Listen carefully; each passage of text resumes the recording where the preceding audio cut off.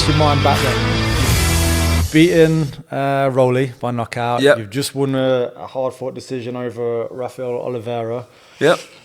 So you 2 wins for 2. Yep. What are your expectations at that point?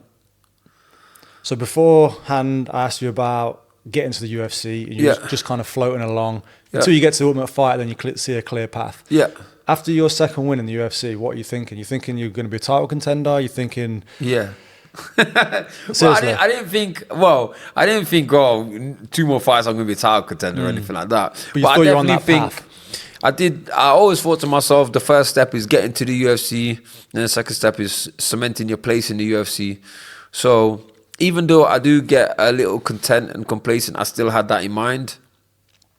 But yeah, I do get a little bit relaxed. The fire does burn down. I always say to people, like, if I was a flame, I'm like a bright flame, but it only burns quick. It burns quick. So yes, I was still motivated, and to be honest with you, I was quite hungry for it because, like I said, I had a good run with the Ultimate Fighter. I kind of found myself a little bit. Obviously, I had the loss, which fired me back up. When knocked Rolly out, I think I fought all right against Oliveira, but I definitely think I could have stopped him. And so I think going into the next fight, I thought to myself, you know what? I want to get another stoppage. So I actually asked for the Nick Lentz fight because I looked at Nick Lentz. I think he fought on this same card. I think he fought Robert Emerson. And I looked at Nick Lentz and I thought to myself, he's a decent wrestler. And I wanted to test myself against, like, see where I'm at with it. But I also fancied it. I thought, well, he doesn't look that good. He's a wrestler, but I think I can. He could be on my highlight reel. I think I can take this guy. I think I got him, and he was having a little bit of a name. He was getting a bit of success. So I thought to myself, you know, that's a good. It's an achievable name that I could go for. I could get a win over, and like I say, it's a little bit of a name. It'd take me on to that next step. So at that point, BJ Penn is holding the title. Yeah. And by the time you left UFC, I think Frank Edgar was the title holder. Yeah. At the time, I watched the second fight. I was there. Guys?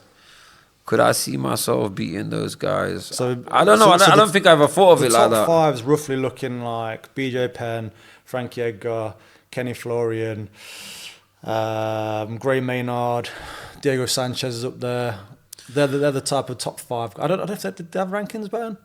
Well, they must have. There must have been. There's always been rankings, man. I felt like there was random fights. It was just like, well, I don't know. Actually, I don't know about the UFC. To be fair, I don't know if they had. I don't know if rankings like how they have it now. Yeah, to be fair, you probably just had your champion, and well, this guy's been winning loads. He's the next title contender. It felt a bit random. I don't think he ever got past 3, top 3. I don't think he got past there.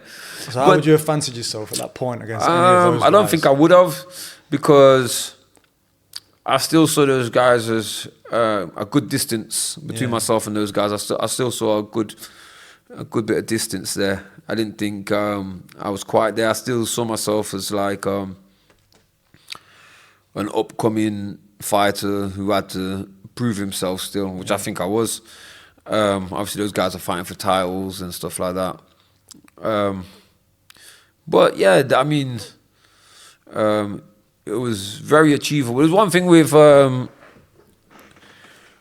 most things in life, you just say anything's possible, and it kind of is, because like I say, I never really thought I'd ever end up making anything as a fighter or doing anything with it. And like I say, with a little bit more experience and self-belief or a bit more motivation, I think I could have done a lot better than what I did. You know, we touched on earlier about being an underachiever and stuff like that. So as much as I saw there was a good bit of daylight between myself and those guys, at the same time, as good as they were, it's still very achievable to go out there and beat those guys. Yeah.